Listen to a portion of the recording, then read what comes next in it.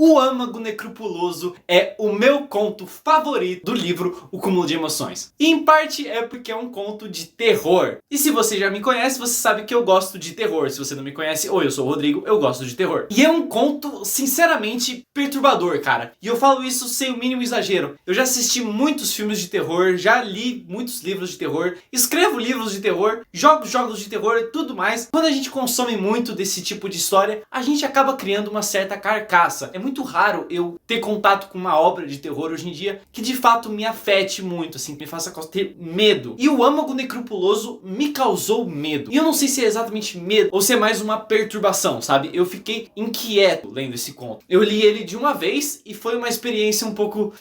porque eu tava lendo sozinho, já era tarde, tava escuro, enfim. A história, vamos lá, a história, cara, é um negócio assim...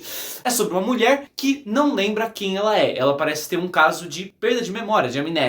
E ela é assombrada por uma entidade, um demônio, um espírito, uma coisa não muito definida, chamado Sr. D. Interprete como quiser esse D. E o Sr. D, cara, é um negócio assim, mexe comigo, cara. Eu ainda tô vendo o Sr. D todas as noites quando eu vou dormir. E o conto inteiro é essa relação entre os dois, e essa mulher e esse Sr. D, essa criatura. E eles conversam bastante e eles discutem sobre o porquê dessa assombração. E o Sr. D, ele deixa bem claro que ele quer consumir a alma dessa pessoa. Só que ele não quer simplesmente consumir, ele quer torturar ela psicologicamente de tal forma que vai tornar esse devoramento dele, da alma dela, enfim, mais saboroso, sabe? Se ela enlouquecer, seja lá o que ele pretende fazer com ela, será muito mais agradável para ele. Então todo conto é uma tortura psicológica, com alguns pontos de violência física para acentuar a coisa. É uma leitura sufocante, cara. Assim como todos os contos do Cúmulo de Emoções, você pode interpretar de diferentes formas. Existem pontos em que o Sr. D aparenta representar algo próximo da depressão ou da tristeza profunda, algo do tipo, alguma coisa psicológica. Eu não tenho certeza, eu gosto de não ter certeza porque eu gosto quando as coisas estão abertas à interpretação, mas o que mais me pegou em Um Âmago Necrupuloso não é nem a discussão filosófica que às vezes a gente se perde nesses contos, sabe? Do que significa o que, enfim. Apesar disso estar lá e ser interessante, o que eu realmente adorei nesse conto são as cenas, são as situações claustrofóbicas e inquietantes, sabe? Eu acho que é digno de nota citar uma cena que envolve uma banheira. Ela tá se banhando em uma banheira e essa entidade acaba entrando na banheira com ela. E é uma coisa muito...